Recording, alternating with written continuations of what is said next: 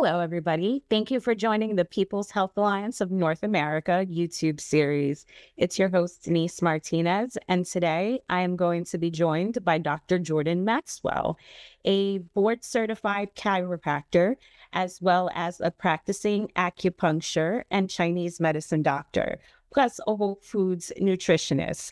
So, Jordan, thank you so much for joining me today. I appreciate you taking the time, and let's get started and get to know a little bit about you, what it is that you do, and how you started on this journey of such varied medicine practice.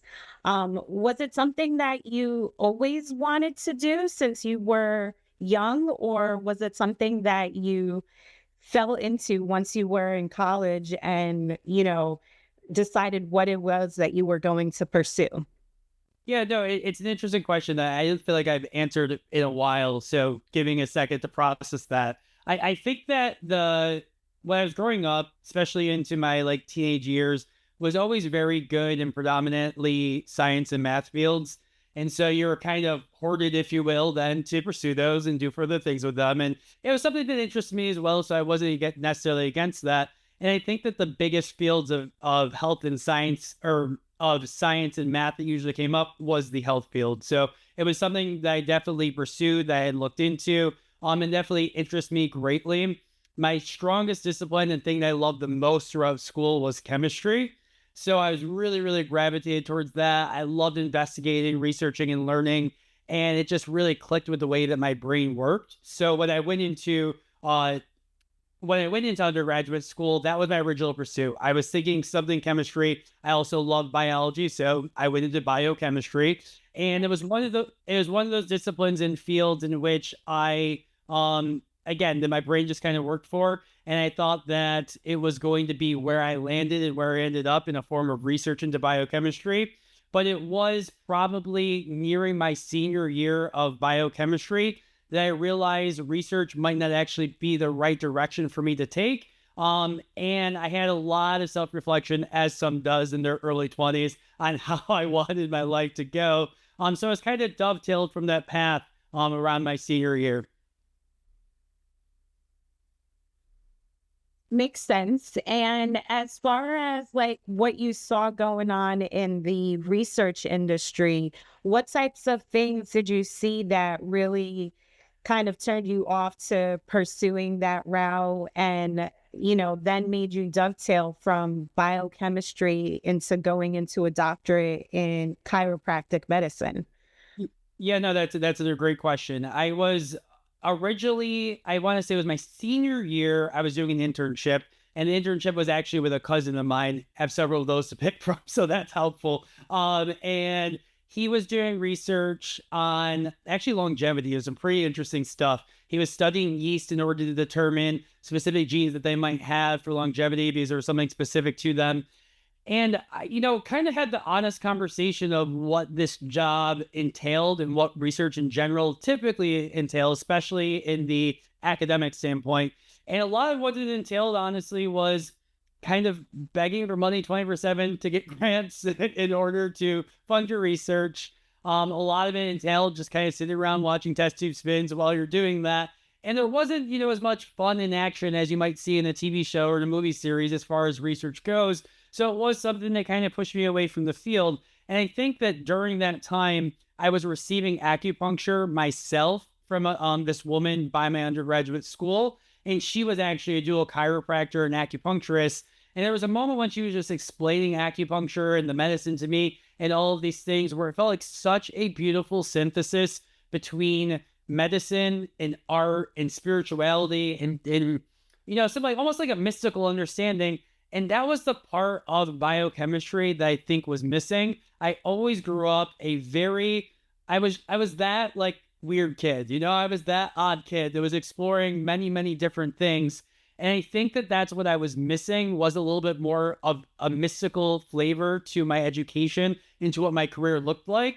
And when I say mystical, I don't mean not real. I mean something that is a fusion of those two things. And Chinese medicine as a whole being based off of a system that has a little bit more of a historical background, was definitely that perfect fusion of those two things. And so that's kind of why the pursuit was dovetailed that direction. Very interesting. And, it's very true. The industry as a whole, when it comes to research, is not something that really focuses on things in the way in which we think that they're directed in. Like when you said longevity, I automatically thought like the longevity of people. So when you said studying yeast and that longevity, I was like, what?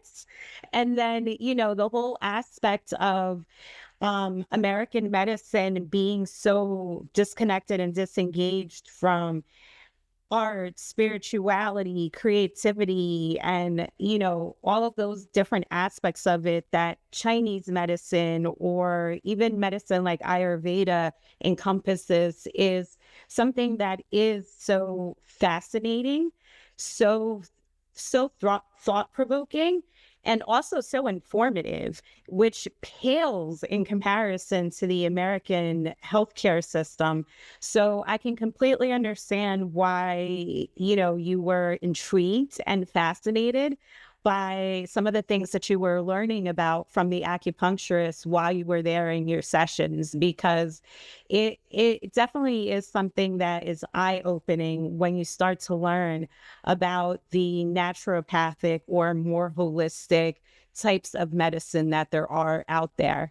And what a great fortune you have by having so many cousins and getting the opportunity to really connect with somebody who's in the field and get the real deal, real information with regards to an industry, because so often people don't get to find that out when they're in internships, and they may see some inklings of it, but you really don't get to find out the real nitty gritty of things. And it is something that really impacts people, because a lot of times people wake up in their 30s and 40s and are, burdened with debt and burdened with the fact that the degree that they pursued or career that they pursued has left them feeling um like they have a hole in their soul, or like they're really not doing much in society. And when it comes to medicine, that's a really sad thing, because you would think that you go into medicine to help people. Obviously the making money side of it is a thing, it's a factor, but let's be realistic. You go into medicine to save people's lives and make a difference, but so often you hear about the fact that the most important essential things of medicine aren't taught in medical school. It's really a mind-boggling situation. So now tell me, how did you pursue the whole nutritional aspect of things while you were in chiropractic school? Was it just an elective, or was it something that was a focus? Yeah, no, I think that in order to really like in-depthly answer that question, I kind of have to go into why I did all these educations to begin with. And it was when I was navigating the healthcare system, and I'm okay with speaking of personal experiences. I dealt with Crohn's pretty badly in my teens. I was kind of given like the label and diagnosis of that. And it was definitely a disease in which, now looking back retrospectively, they didn't really understand Crohn's disease that well. They didn't really understand celiacs or UC, a lot of these digestive disorders that kind of sprung out of nowhere around that time in the 90s and 2000s. And I think Why. I wonder why. And I think that I was really discouraged by that understanding and that comprehension that none of the doctors felt well equipped enough to kind of heal and deal with what I was going through. And I was through acupuncture and herbalism, in which I had had this condition for 7 to 8 years now. I was seeing an acupuncturist and herbalist. And I remember there being one day when I woke up, and I was woken up just by the natural progression of my circadian rhythm. And I was so amazed. And the reason why I was amazed, for most of my teenage years, what woke me up was gut-wrenching, stabbing pain in my abdomen. And Wow. I thought, until that moment, I thought that's how humans were just woken up.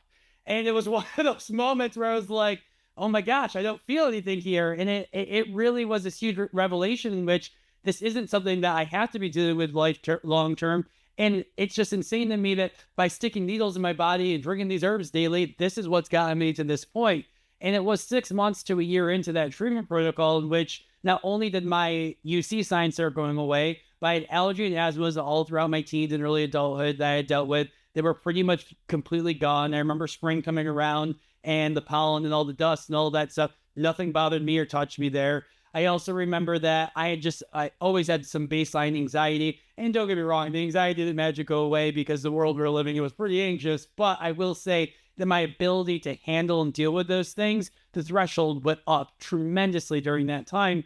And I think I had this realization that if this system was capable of doing this, how do I recreate this? Because I was very much so a person that wanted to always pursue and understand something, break it apart, and then be able to recreate it. So that led me to the education that I had pursued and went into. The reason why I got an education in chiropractic and education in acupuncture, certification in nutrition was simply because there wasn't at that time, and I don't think there still is, an education and holistic type of medicine that was all encompassing, that would allow you to do all the things that you could do as a provider that wasn't an MD or an allopathic discipline that gave you the means to do so. So I needed all those different educations in order for, insurance to recognize me, in order for me to be able to navigate these systems, in order for me to have scope in X, Y, and Z state. So the reason why I did pursue this certification in nutrition, it was just another aspect which chiropractic didn't have enough of, acupuncture didn't have enough of. So I needed to grab a piece from here as well to fill this holistic formula for what health is. Because again, I didn't see any discipline that was doing that well. Because even the way that Chinese medicine operates in the United States, we aren't in China. We have a complete discipline. So we have to find a way to make a system that was literally built for a society work for ours. And there's some obstacles to that itself. So that's kind of what led me to getting that nutrition as well. It was as really me pulling from so many different systems to be able to create a healthcare discipline that allowed me to fully navigate the allopathic system, the system we have here in the States. Has that been challenging for you since you started practicing? Because I'm sure it's difficult to navigate the insurance system. And then I'm sure it's difficult to also navigate the narrative that I'm sure comes up with patients of, this is what my allopathic doctor says. So how can you tell me this? And then it's like, how do you get to practice all of these things and treat somebody without them saying, well, how do you just specialize in one thing? Like, what challenges are presented there for you? Because I'm sure it's not easy. Yeah, so I'm going to make some pretty strong statements that I strongly believe in, and it's okay if it's not other people's truth. But I think one of the worst parts of allopathic medicine is specialization. I think that it was a terrible move to compartmentalize the body into specific fields and disciplines and kind of look at the body from a compartmentalization, because I have so many patients that come to see me and they're seeing a neurologist for this, a nephrologist for this, a cardiologist for this. And when you look at them as a whole, it's like, oh, your kidneys aren't working because your heart's not, and your heart's not working because you have this condition. It's like, and if these systems all communicated with each other, they would realize that. But of course, they're only focusing on their piece of the puzzle, and that becomes incredibly problematic. And I think another strength that we have as Chinese medicine, one of its biggest strengths is that we're using translations of terms, because obviously everything is in Chinese. And so it actually works to our advantage because the American Medical Association does have a monopolization on healthcare as a whole. So if we use their terminologies, if we use their diagnostic criterias, if we use their discipline understanding, then that looks as we're practicing their medicine, and therefore we are reprimanded for that.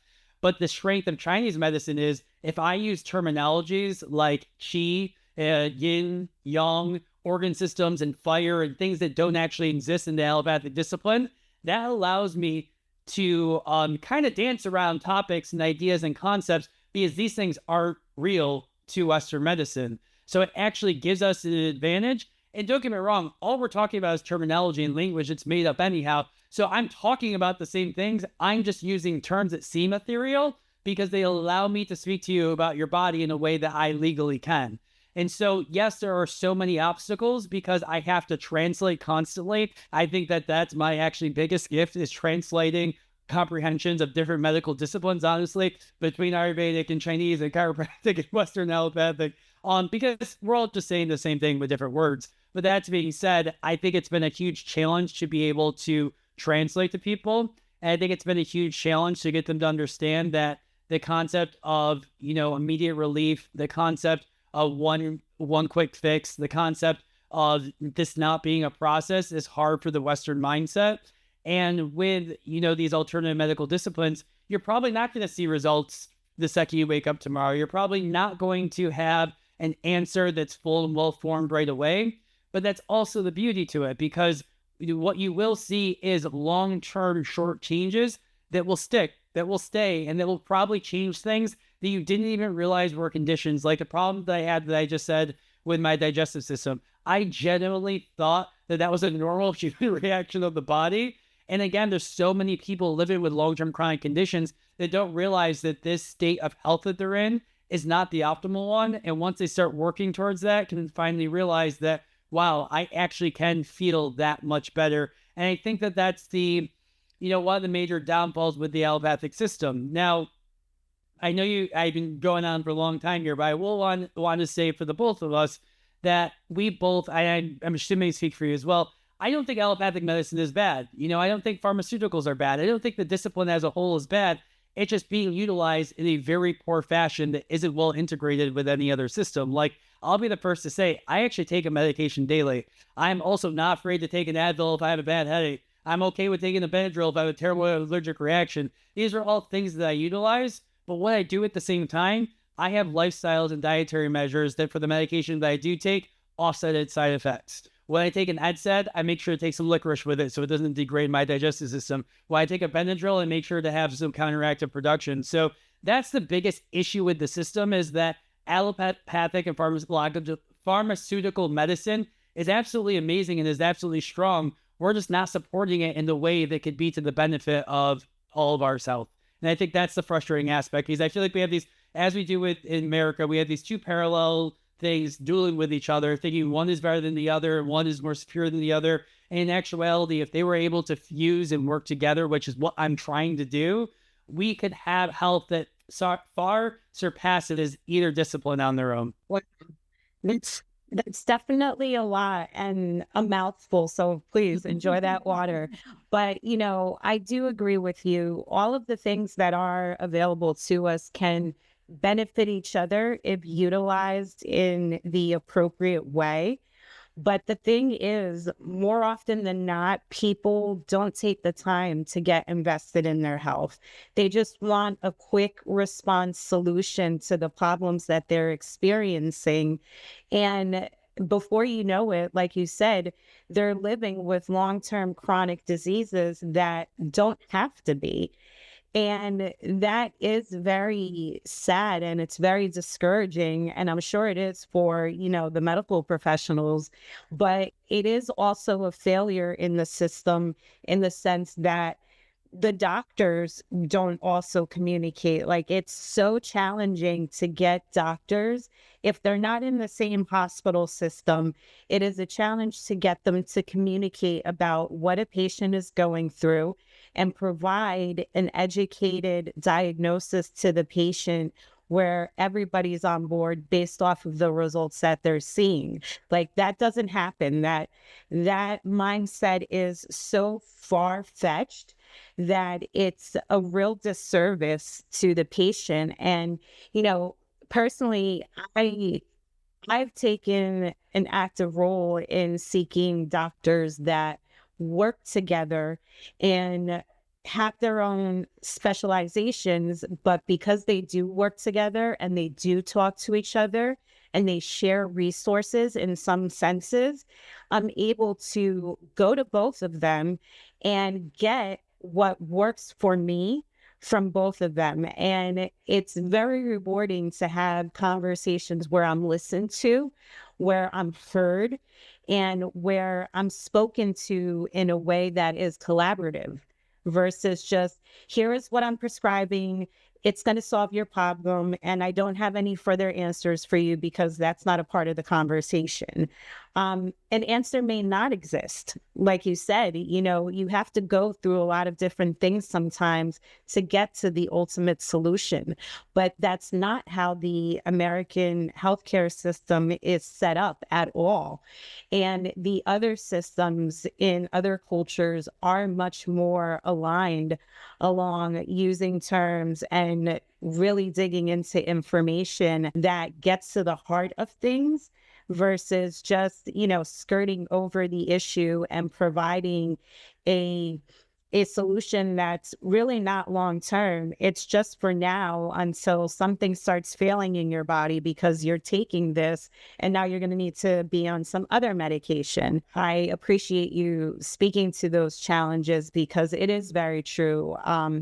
It's a huge failure, and in other countries you don't see it as much, but it's a discouraging thing here, and ultimately the people that are receiving the care are who suffer the most, but the practitioners suffer as well because of the fact that you can't do what you went to school to do.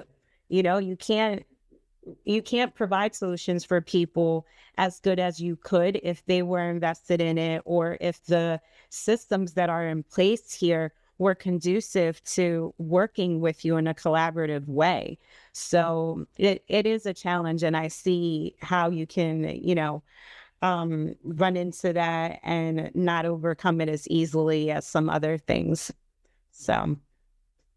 No, and I think it's important to say, and I kind of touch base on it a little bit. I think it's important to say that, I allopathic medical providers in general, I honestly, there is I don't want to say pity, but there's some sadness for them as well because, they have a discipline and a system that does not work for them.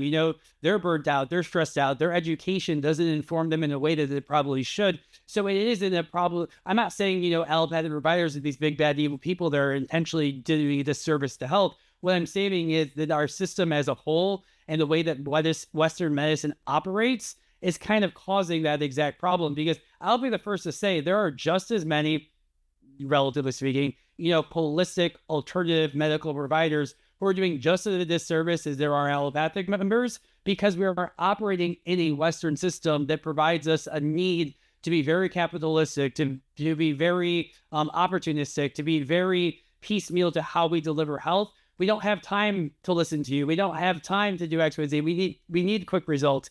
And I've luckily been able to set up practice in a way that allows me to navigate that. But it wasn't easy, and it does still come with its own challenges. And so it's one of those things where the system as a whole in which we are practicing is the overarching issue. And I think that it's really important to notice that, we are living at a time in America where life expectancy is declining. We have more chronic disease than we had ever had in the history of America as a whole. And I think it's really important to recognize that we clearly need to be doing something different, and there's so many people that are trying to defend this system or that system or this thing or the other. And it's like, at the end of the day, if what we're doing was working, those would not be truths. So the fact that that's happening means we need to change something. And it also means that we have to change many things as well, because I think also people think, this is the problem or that is the problem, or it's this chemical or it's that thing.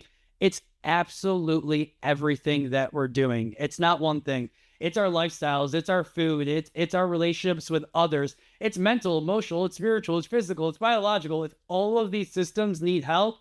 And to think that there is a one solution is a very Western trap that we've been in that's got us here to begin with. So I think that's incredibly important to know.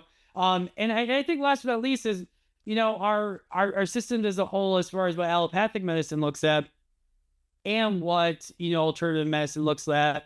I really do have this hope and dream for the future that we can see a fusion there. And I think the biggest obstacle to that is financial incentive for what that might look like, because unfortunately right now our healthcare system is a for-profit system. So what a for-profit system is always going to produce, it's going to produce what we would call in healthcare patients, but what a financial system would call is customers. That's what's going to produce. And unfortunately, we need to find a way to operate beyond that system. And I don't think I have a simple solution to that problem. Yeah, it is a bigger problem than you can solve, in all honesty, because like you said, everything is failing. And it's sad to say that, but it's true because the greed and the way in which we look at things is what got us here to begin with. And we can't look at things in that way at all. We have to look at all of the factors that are all encompassing in order to move forward. And it is a huge feat, in all honesty. And it's easier said than done because so many people have to get on board, which is a huge challenge. It really is. How is it that you do what you do? Like, how is your practice set up? You do a lot, you specialize in a lot. So, what does a visit to Jordan look like? How does it go? And what can somebody expect that's different than a traditional visit to the doctor? Yeah, so the main ways that I'm able to spend a lot of time with a patient, to really be able to investigate things, to be able to do all the things I think are flaws in the system is it was a hard thing to think up. And my primary thing is I work by myself. I am my biller. I am my cashier. I'm my scheduler. I'm all of these things.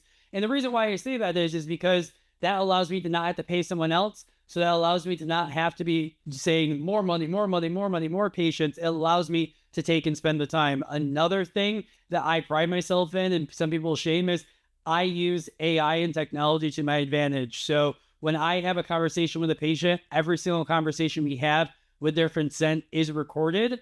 So I can take those recordings, upload them to my AI program, and have a discussion with AI to say, hey, what should we do with this patient? What's going on here? I still use my own consciousness and my own ability to kind of come up with my own conclusions, but I like to have that conversation because I need more than just myself to be able to look at this entire picture. So that's number two. And then number three is I really, really don't get into the trap, and this is the Chinese medicine great thing, is that I don't get into the trap of caring too much, by the way. I still care too much about your past. And what I mean by that is obviously medical history is important.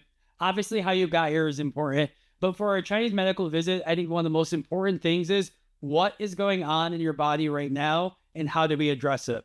And I think that's one of its strong tools because it has very good diagnostic criteria to figure out what systems are failing, if you will, what systems are overwhelmed, what systems do we address and attack first. And so I think that that's another really important thing that might be a little bit different. Last but not least, my initial visits with somebody are usually about 90 minutes, which I think that alone is a huge advantage to opening up this conversation and figuring things out. And I do these both remotely and in person, which obviously all both have their strengths and weaknesses. And I think that the thing that I have been able to do to navigate the system the most is I am very, very financially conscious with my patients. It's a conversation I have with them initially. I'm like, I can give you 3 visits a week for the next 6 months and get you to be an amazing person, or I can give you once a month and still try to do the same thing. I just need to know how to work with you. So I'm not afraid to have that financial conversation and be incredibly straight up with a patient that, like, yes, I think more treatments, more of the time will obviously be helpful. But if you can afford that, let's see what we can get you to at least start making steady progress.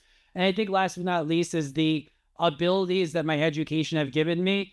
There's very, very small adjustments that I just know from my knowledge basis now that can help heal people. There's tiny things as far as, I have knowledge on if you are Black or Latino or from this area of the world, you need these type of things in your nutrition, these type of things in your diet. A thing that, a Western medicine provider isn't thinking, and that small little tweak might be 90% of your healing process. So there's a lot of other niche things that I understand and focus on.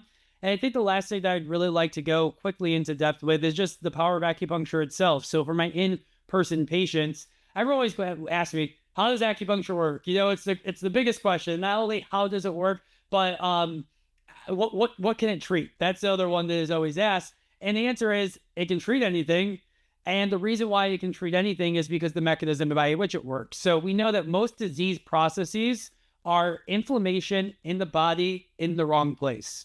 Almost any disease that we diagnose, we could say that. So for instance, Crohn's disease, inflammation in the intestines, heart disease, inflammation in the heart, diabetes, somewhat inflammation in the pancreas, a little more complex than that. But most diseases are basically inflammation in the wrong place. So why is acupuncture so helpful for that? Well, acupuncture works by shunting, shifting, and moving inflammation in the body. So what I mean by that is, let's say you have inflammation in your digestive tract, and then I throw a few needles in your hands, a few needles in your feet, a few needles around your knees. Well, the body thinks it's being attacked, if you will, because it's being stabbed with needles, of course. So it will send an inflammatory response to those areas where all those needles are. It will send the immune system there and say, all right, how can we handle and deal with this?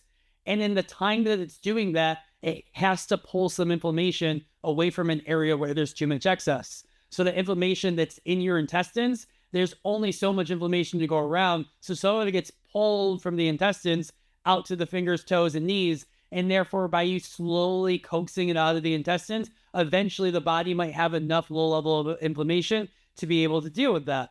So that's a very simple explanation of how it works. And that's how it works for pain, by shifting inflammation either towards or away from something. That's how it works for mental emotional stuff, because inflammation of the brain can cause mental emotional problems. Now, there's way, way, way more complex ways in which it works and several mechanisms, because as we always say, there's never one answer to a question, but that's the easiest thing to comprehend and recognize. And so that's why acupuncture as a tool is so, so, so important, because it's so, so incredibly simple. And I'll leave you with my last thing is that actually Harvard did a study during the last pandemic for that disease that was going on.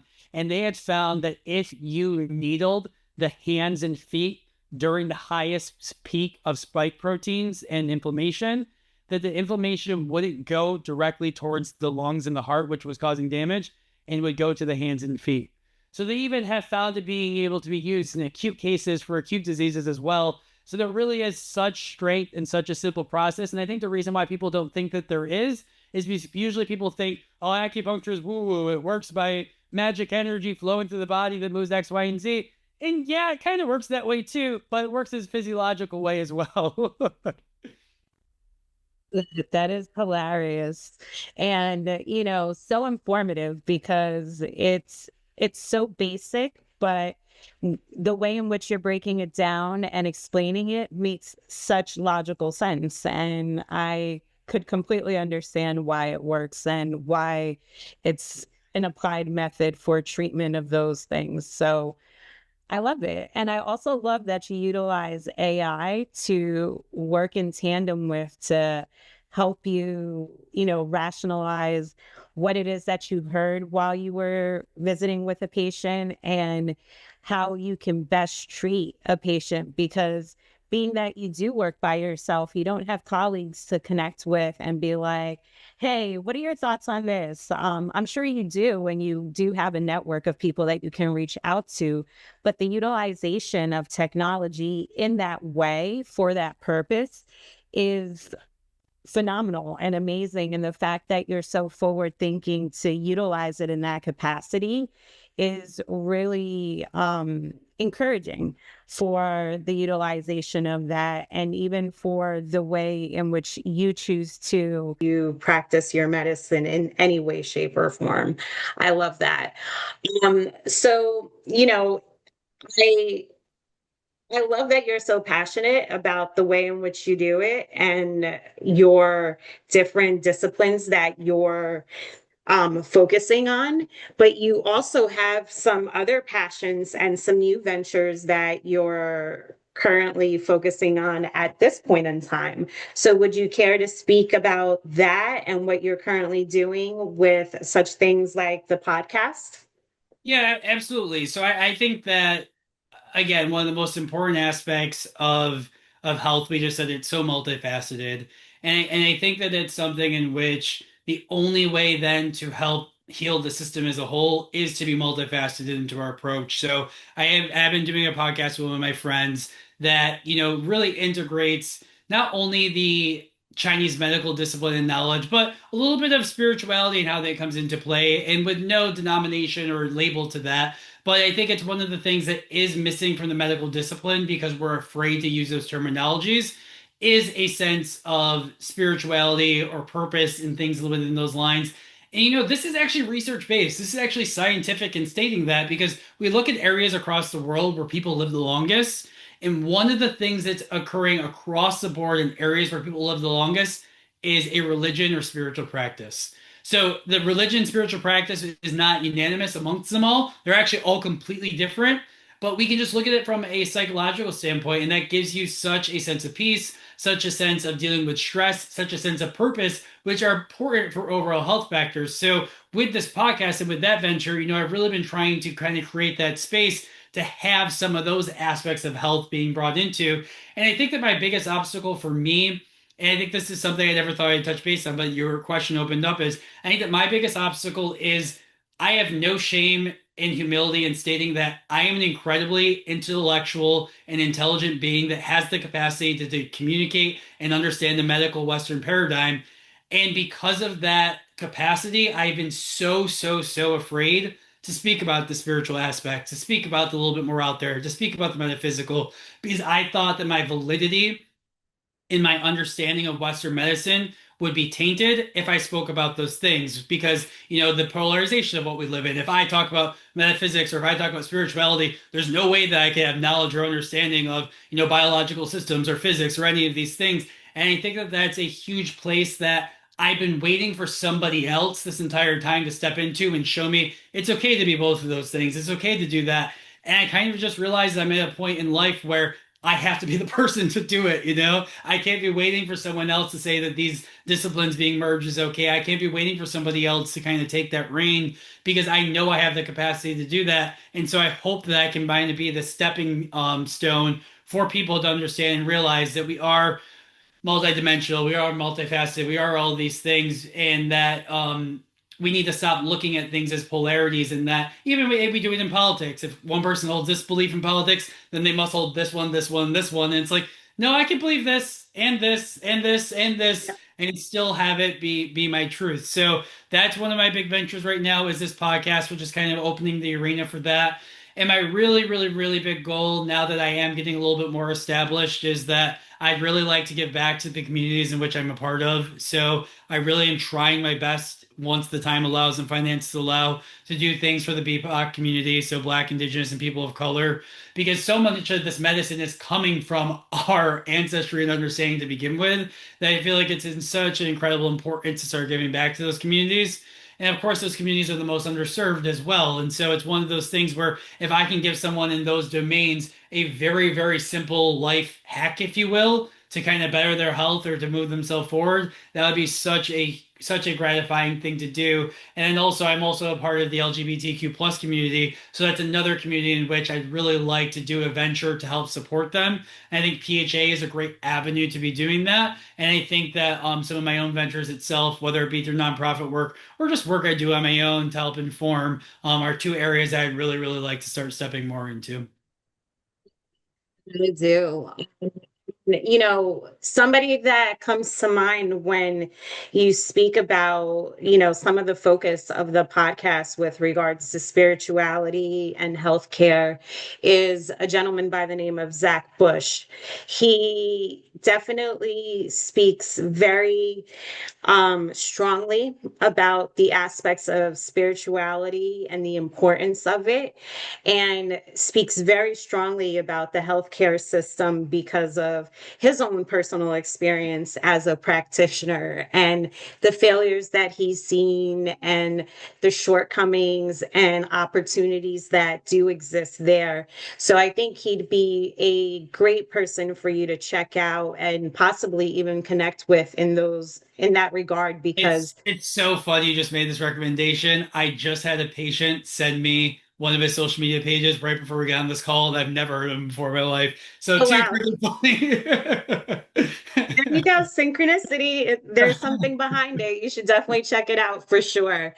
And I love the work that you're looking to do with the underserved community because like you said, and I didn't even think about it first when preparing for this interview or even when thinking about healthcare and like the underserved communities, but so much of the knowledge does come from some of the individuals that are a part of these underserved communities. And why not give back to them? And you never know, in some way, shape, or form, even empower them to start, digging back into their roots and utilizing their own healing methods that exist within. Because all of the knowledge, is within us. Well, and that's why actually you just said that so beautifully. It's what I need. So we renamed our podcast Reconnection, Mhm. with the N spelled SHEN, because in Chinese medicine that's spirit, that's heart, that's reconnecting. So Love it.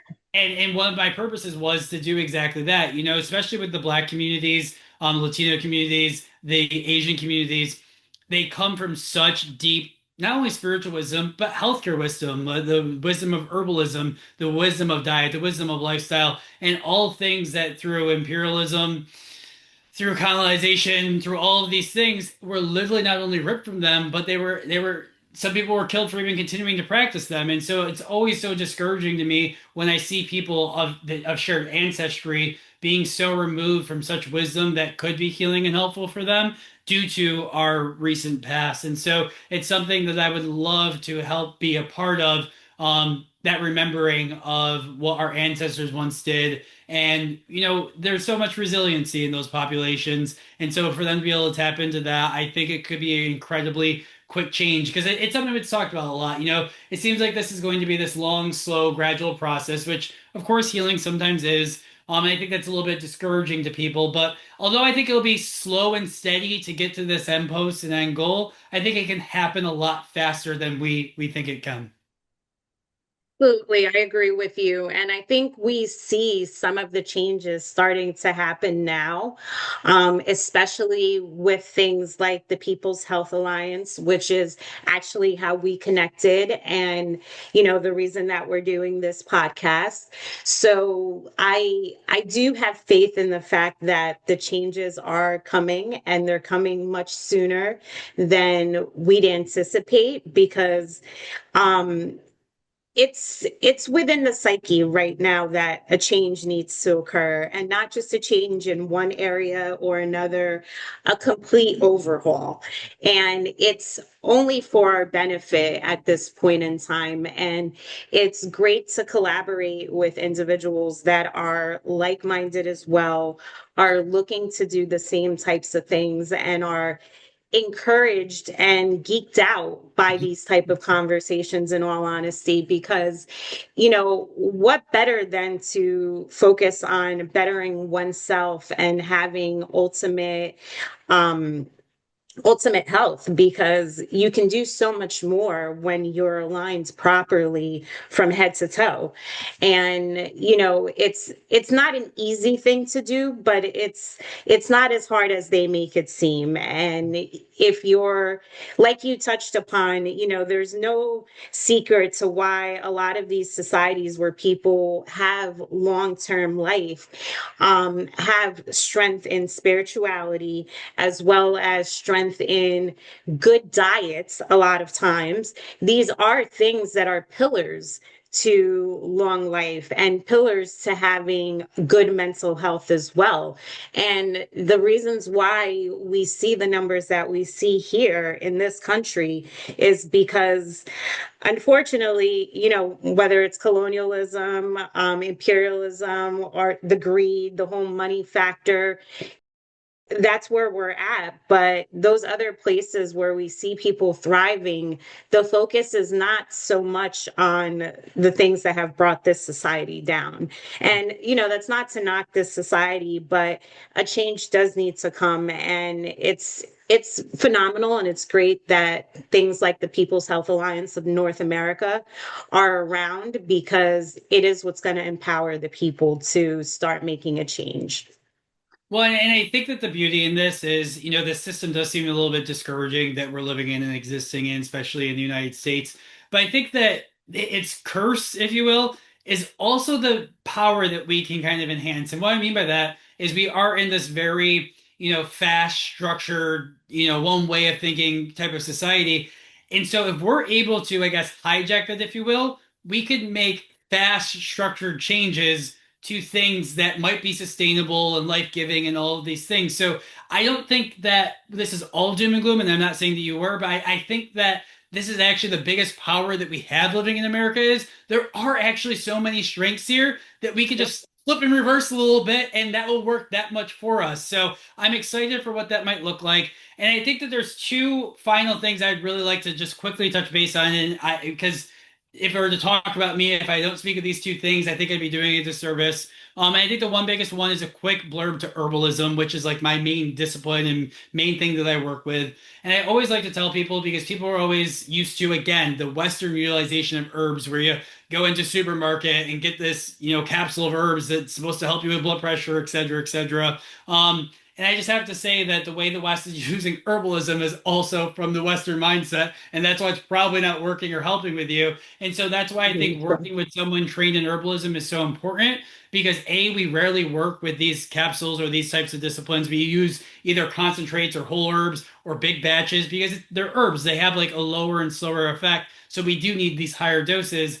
And I think the one beauty of herbs that I was learned very early on that I think should help encourage people is most of our medicines, actually, if not all of them, are derived from herbal agents. Like they took an herb, isolated its active compound, turned it into a drug, increased the doses like 10,000 full, and that's how you got a medication. So the negative side of that is when you increase the effectiveness and concentration of something, it's more likely to force the system to do something, which then results in what we call side effect, adverse effect, things along those lines. So the benefit of taking an herbal form is that its concentration is a little bit lower, so it's less likely to force that thing to happen. But the beauty of how nature works, which still blows my mind and I don't understand, I'm not going to try to, is when you take an herb, that active compound that's doing something in your body, the herb has components in it to offset any side effect that active component might have caused. The herb just knows that if you're going to be ingesting this compound, then we need to make sure we're not hurting the system. So therefore, it has that offset. And then another thing it also has, usually medication depletes either minerals or vitamins or something in our body when we take it.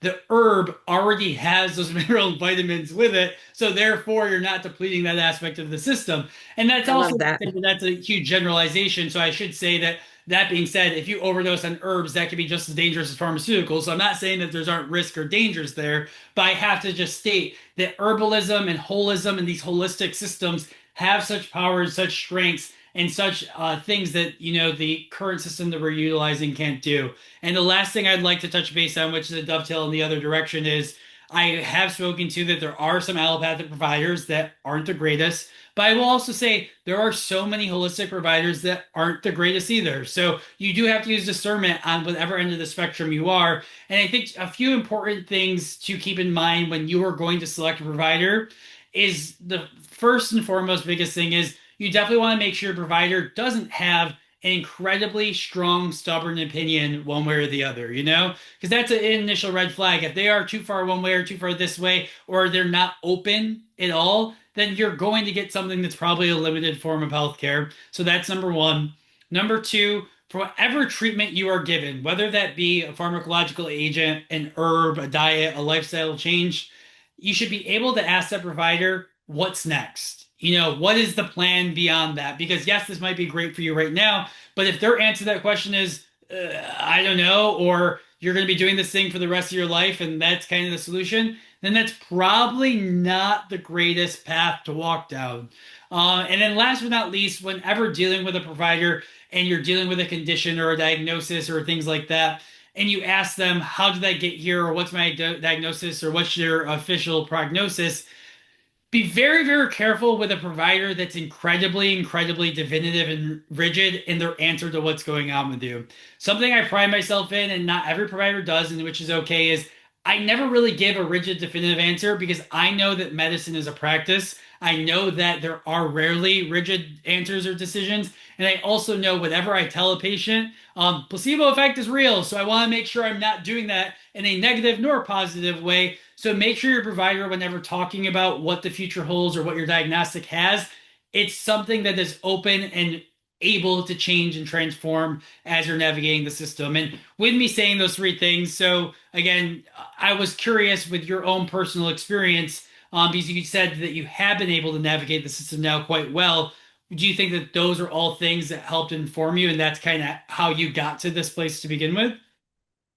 Absolutely. And I was going to say thank you for mentioning those things because they're very important things to keep in mind when seeking a practitioner to treat you, and things to keep in mind when speaking with practitioners. Because, like I mentioned, prior to us starting our conversation, being able to connect with a practitioner in that way and being able to have a realistic conversation where I was heard and spoken to in a way that provided hope and a process was very important for me in taking ownership of my healthcare. And that's what we should be doing. We shouldn't just be going to a doctor to seek answers and to expect them to heal us. We have the capacity to heal ourselves. And you made a great point with the herbs, because for such a long time, a lot of the individuals within the underserved communities had only access to these herbs and the things within their surroundings, and they were able to treat themselves. And the proof is in the pudding. Those things do work, and they have worked for a long time.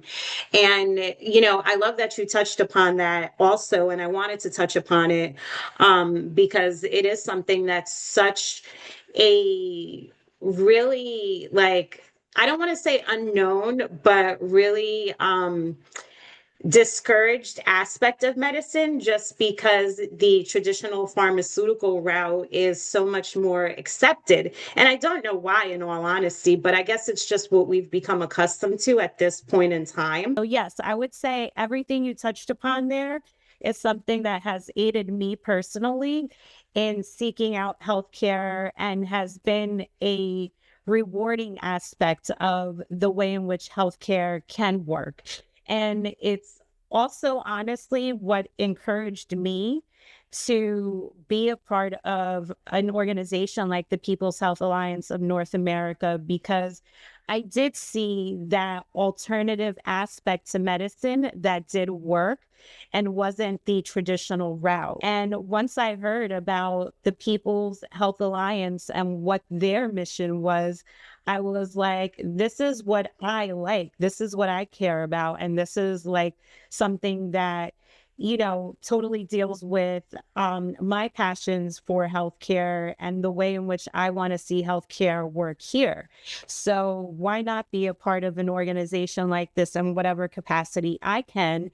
And I could totally see why you're a part of it as well, because your values, your approach to practicing is, in all honesty, in total alignment with the mission and objectives of the People's Health Alliance of North America. No, I mean, I think that something you touch base on that I think I will leave on is, there is a huge misunderstanding that these holistic systems, that herbalism, all of these things, that they can't possibly work, that they can't possibly be this strong. This lifestyle change can't possibly do all that's meant to do. I think we're told this very, very false narrative that modern medicine has reached us to, eradication of disease, life expectancies beyond belief, et cetera, et cetera. And the short answer to that question is that is a lie. We are dealing with more chronic disease and disease processes in this given time in the United States than we have ever experienced in human history, recorded human history. The life expectancy in America is decreasing. So this argument that, oh, it's keeping us longevity or it's resolving this, it's just not true. It's no longer the case. There's been records of several thousands of civilizations who have life expectancies in the 80s, 90s, 100s that predate us that utilize these means. So we can't say that this system is the only answer. And I think one of the biggest things that's always one of my gripes, don't get me wrong, there's been times in human history where life expectancy has decreased. There's experiences of plagues and things like that we probably should be cautious of. And now we have, hygiene practices that do avoid them. But I think there's this huge misconception that life expectancy, you're always told that, oh, life expectancy a couple hundred years ago was 45 years old. And that's not true. And the reason why that fact is even thrown around is because up until recent era, infant deaths were so incredibly high. So many people were dying at age 0. And then people were living to be about 90 years old if they made it past developmental years. So you had thousands, or the curve of so many people dying at age 0, so many people dying at age 90. So the average is 45. So we hear this historical fact that people live to only be about 45 years old. And it gives us this misconception that, oh, we must be doing so well health-wise now because now we're living to 80 or 90. And it's like, no, that's just not the case. We've always lived that long. If anything, we're actually backtracking our life expectancy. And I'm not trying to knock the novels of modern medicine and hygienic practices and all those things, because they did get us to where we're at now. But now we need to reflect on what we've done in the past. We have to reflect on what's worked and what hasn't, and start integrating these systems into a way where maybe we can reach that 100 years old or 110-year-old life expectancy with quality of life and quality of care. Because I can tell you one thing, if we continue to do what we're doing, if we continue to stay in the same paradigm with life expectancy decreasing and quality of life decreasing as well, we're going to reach a place in which our life expectancy goes down that much more dramatically, and quality of life is something that many of us are going to want to escape. So that's kind of where the high horse that I will definitely die on. But I'm also hopeful that through means like PHA and things that we're doing, that we can move in the right direction faster than much expected. Beautifully said, Dr. Maxwell, beautifully said. And you can absolutely hear the passion behind his words and as he speaks about these things. And that's what we need. That really is what we need in our practitioners. And, I encourage you to keep doing what you're doing, keep fighting the good fight. And, I'm excited for the work that we're going to do with the People's Health Alliance of North America. And I'm excited for your own personal journeys as well, and everything that you've accomplished thus far. Kudos to you. It's not easy, but a lot of times our own personal experiences is what empowers our passions, our forward movement. But it's so funny how so many times it's not with people. And that goes back to what I've said many times throughout this interview. You have the power within yourself. You have to empower yourself with the information that's available to you and take action. Don't just be a silent participant in the situation. Don't be a silent participant in the conversation with your doctor. Get involved, ask the questions, and really empower yourself in taking ownership of your health, because we can really save ourselves and solve a lot of problems if we just have conversations like this and start making some active changes and really make it happen for ourselves. Yes. So. Yeah, absolutely. And absolutely beautifully said. And it's one of those things where if we don't take that active change, we're just continue down the path that we're going down, and it doesn't look too bright and happy. So I'd like for us to make that change.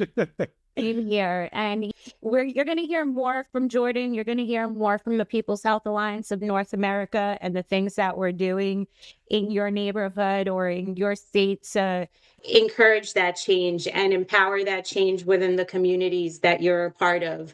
And Jordan, thank you again for taking the time to be a part of this conversation and our YouTube series. And we look forward to providing you more episodes like this with professionals like Jordan, who are really taking ownership of making an impact in their communities and in their professions to help the people that they signed up to really help. And I look forward to more convos like this. And I thank you again, Jordan, for your time.